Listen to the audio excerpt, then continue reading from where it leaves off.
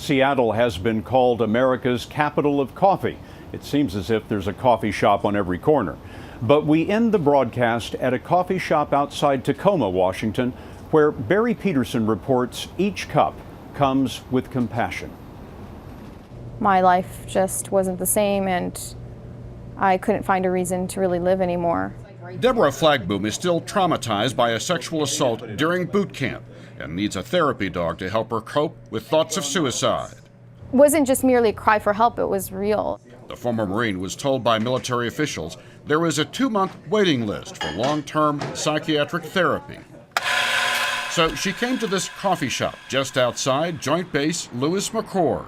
Any issue that we can help, we will help. Iraq veteran Jorge Gonzales is executive director of Coffee Strong. The veteran-owned shop opened 3 years ago to serve free coffee to soldiers and Marines. Over time, it became a place for troops to share their problems and treat the mental scars of war. What's the difference here? That it's normal. It happens to everybody. You're not reporting to anybody? No, we don't report to their chain of command unless it needs to be.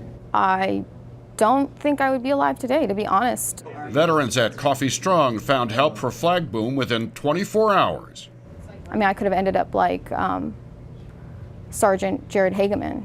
Army Ranger Jared Hageman killed himself this past June, facing his 8th combat deployment as a member of the Special Forces.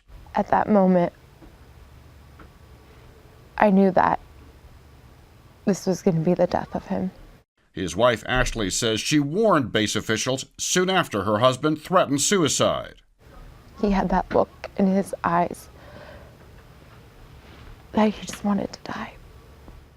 In 2004, there were 67 confirmed suicides in the Army. This year, 130 Army deaths are apparent suicides. There have been 6 at Lewis McChord. We need to get that done. Colonel Dallas Holmas is in charge of the suicide prevention program at Lewis McChord. We have thrown immense resources, time, energy, money to try to get soldiers the help they need. And we've come a long way, but we are still losing soldiers to suicide.